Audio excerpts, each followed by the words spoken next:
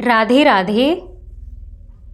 आज मैं श्रीमद् भगवद गीता यथारूप के दूसरे अध्याय से 34वां और 35वां श्लोक हम सब के कल्याण की प्रार्थना के साथ पढ़ूंगी।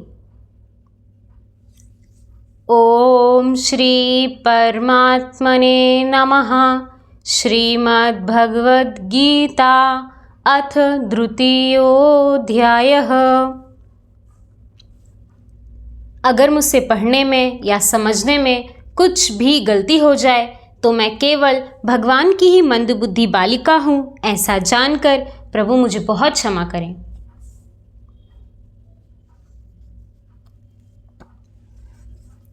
दूसरा अध्याय गीता का सार 34वां श्लोक। अकीर्तिं चापि भूतानि कथयिष्यन्ति ते व्ययम् संभावितस्य चाकीर्तिर्मरणादतिरिच्यते।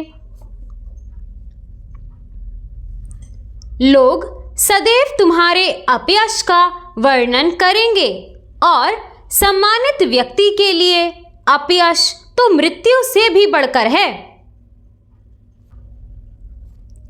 तात्पर्य, अब अर्जुन के मित्र तथा गुरु के रूप में भगवान श्री कृष्ण अर्जुन को युद्ध से विमुख ना होने का अंतिम निर्णय देते हैं।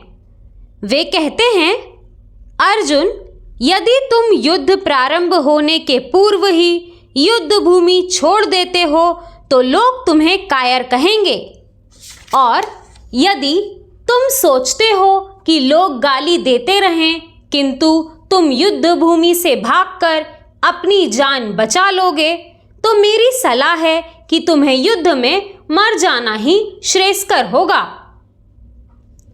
तुम जैसे सम्माननीय व्यक्ति के लिए अपकीर्ति मृत्यु से भी बुरी है, अतः तुम्हें प्राण भय से भागना नहीं चाहिए, युद्ध में मर जाना ही श्रेयस्कर होगा।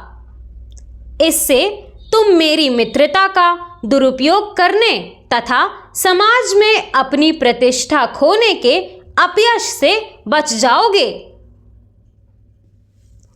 अतः अर्जुन के लिए भगवान का अंतिम निर्णय था कि वह संग्राम से पलायन ना करे अपितु युद्ध में मरे। राधे राधे।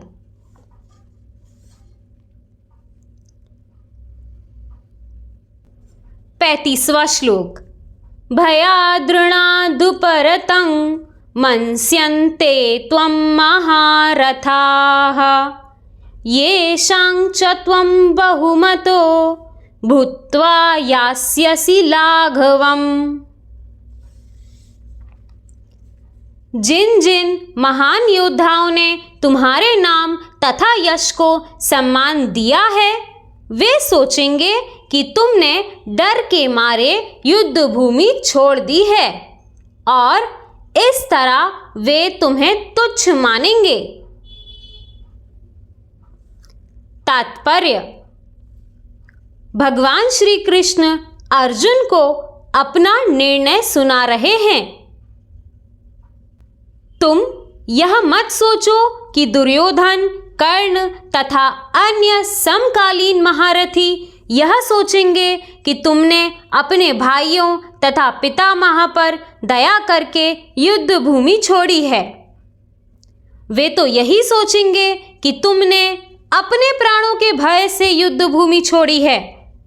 इस प्रकार उनकी दृष्टि में तुम्हारे प्रति जो सम्मान है वो धूल में मिल जाएगा। राधे राधे।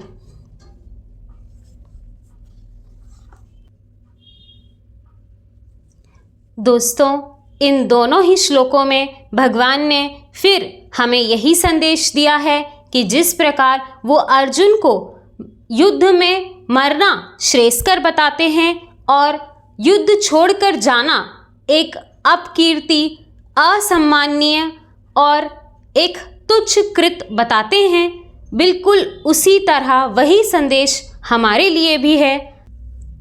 हमें भी अपने जीवन की किसी भी बड़े से बड़ी विषम परिस्थिति में भी बस अपना कर्तव्य कर्म करते रहना है और हमेशा बस केवल भगवान का ध्यान करना है। और जिस प्रकार अर्जुन ने अपने रथ की लगाम भगवान को दी थी और उन्हें अपना सारथी बनाया था, बस इसी प्रकार आप भी विषम से विषम परिस्थिति में, जहां आपको लगे कि अब मेरे लिए लड़ना या उस स्थिति में बने रहना किसी भी तरह से संभव नहीं है, तब केवल और केवल भगवान का स्मरण करें और जो चीज़ आपके हाथ में ना हो वो भगवान को दे दें। आपके जीवन की विषम परिस्थितियों में आपको कहीं भागने की ज़रूरत नहीं है, किसी और व्यक्ति, किसी और सांसारिक व्यक्ति का सहारा लेने की ज़रूरत नहीं है। केवल और केवल आप भगवान का स्मरण करें और ये बात हमेशा याद रखें कि जिसकी रथ की लगाम भगवान ने पकड़ी हो वो कभी हार ही नहीं सकता और चारों तरफ से उसका लाभ ही लाभ है। इसी तरह भगवान की कृपा हम सब पर बनी रहे। राधे राधे।